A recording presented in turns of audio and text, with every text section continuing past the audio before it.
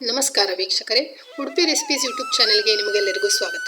ಉಡುಪಿ ಬದನೆಕಾಯಿಯ ಹುಳಿಯನ್ನ ಹೇಗೆ ಮಾಡೋದು ಅಂತ ನೋಡೋಣ. ಇವತ್ತು ಬದನೆಕಾಯಿಯನ್ನ ಉಡುಪಿಯಲ್ಲಿ ಗುಳ್ಳ ಅಂತ ಕರೀತಾರೆ. ಈ ಗುಳ್ಳದ ಬೋಳ್ ಹುಳಿಯನ್ನ ಮಾಡಲಿಕ್ಕೆ ಮೊದಲಿಗೆ ಸಾಂಬಾರ್ ಪುಡಿಯನ್ನ ತಯಾರಿಸ್ಕೊಳ್ಬೇಕು.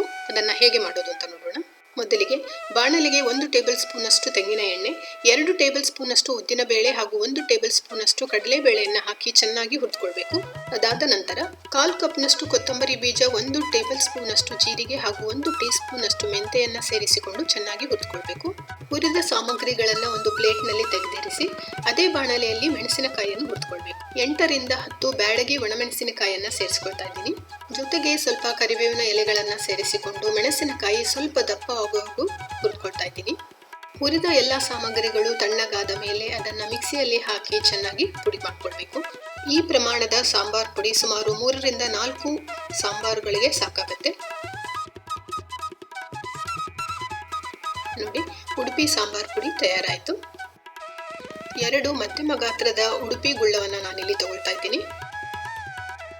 ಇದನ್ನ ಚೆನ್ನಾಗಿ ತೊಳೆದು ಕತ್ತರಿಸಿ ದೊಡ್ಡ ದೊಡ್ಡ ಭಾಗಗಳನ್ನಾಗಿ ಮಾಡಿಕೊಳ್ಬೇಕು. ಈ ಕತ್ತರಿಸಿದ ತುಂಡುಗಳನ್ನ ಸ್ವಲ್ಪ ಹೊತ್ತು ನೀರಿನಲ್ಲಿ ನೆನೆಸಿಡಬೇಕಾಗತ್ತೆ. ಹೀಗೆ ಮಾಡೋದ್ರಿಂದ ಬದನೆಕಾಯಿಯ ಒಗರು ರುಚಿ ಸ್ವಲ್ಪ ಕಮ್ಮಿ ಆಗುತ್ತೆ. ಅರ್ಧ ಗಂಟೆ ನೆನೆಸಿಟ್ಟ ಬದನೆಕಾಯಿಯ ಭಾಗಗಳನ್ನ ನಾನೀಗ ಪಾತ್ರೆಗೆ ಹಾಕೊಳ್ತಾ ಇದ್ದೀನಿ. ಅದಕ್ಕೆ ಸ್ವಲ್ಪ ನೀರನ್ನ ಕೂಡ ಸೇರಿಸ್ಕೊಳ್ತಾ ಇದ್ದೀನಿ. ನಿಂಬೆ ಹಣ್ಣಿನ ಗಾತ್ರದ ಹುಣಸೆ ಹಣ್ಣನ್ನ ನಾನು ನೀರಿನಲ್ಲಿ ನೆನೆಸಿಟ್ಟಿದ್ದೆ. ಅದರ ರಸವನ್ನ ಕೂಡ ಹಾಕೊಳ್ತಾ ಇದ್ದೀನಿ. ಜೊತೆಗೆ ಸ್ವಲ್ಪ ಕರಿಬೇವಿನ ಸೊಪ್ಪು, 2 ರಿಂದ 3 ಹಸಿಮೆಣಸು ಹಾಗೂ ಅರಿಶಿನ ಪುಡಿಯನ್ನ ಹಾಕೊಳ್ತಾ. 2 ಟೇಬಲ್ ಸ್ಪೂನ್ ಅಷ್ಟು ಬೆಲ್ಲ ಹಾಗೂ 2.5 ಟೀ ಸ್ಪೂನ್ ಅಷ್ಟು ಉಪ್ಪನ್ನ ಕೂಡ ಸೇರಿಸಿಕೊಂಡು ಒಮ್ಮೆ ಚೆನ್ನಾಗಿ ಕೈ ಆಡಿಸಿ ಕುದಿಸ್ಕೊಳ್ಬೇಕು. ತರಕಾರಿ ಮೆತ್ತಗಾಗುವವರೆಗೂ ಬೇಯಿಸ್ಕೊಳ್ಬೇಕು. ಈ ತರಕಾರಿ ತುಂಬಾ ಬೇಗ ಬೇಯುತ್ತೆ. ಈಗ ಈ ಬೆಂದ ತರಕಾರಿಗೆ ಮಾಡಿಟ್ಟುಕೊಂಡ 2 ಟೇಬಲ್ ಸ್ಪೂನ್ ಸಾಂಬಾರ್ ಪುಡಿಯನ್ನ ಸೇರಿಸ್ಕೊಳ್ತಾ ಇದ್ದೀನಿ.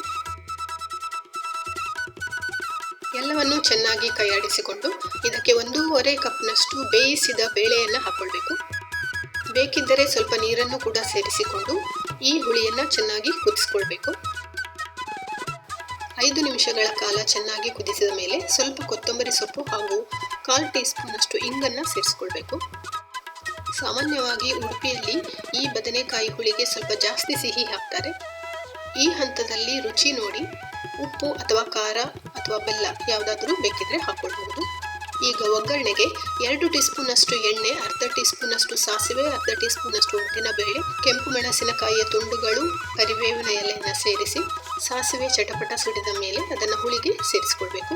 ಉಡುಪಿ ಗುಳ್ಳದ ಹುಳಿ ತಯಾರಾಗಿದೆ. ಅನ್ನದ ಜೊತೆ ಸವಿಯಿರಿ ಹಾಗೂ ನನಗೆ ಬರೆದು ತಿಳಿಸಿ. ಧನ್ಯವಾದಗಳು. ಮುಂದಿನ ವಿಡಿಯೋದಲ್ಲಿ ಸಿಗೋಣ.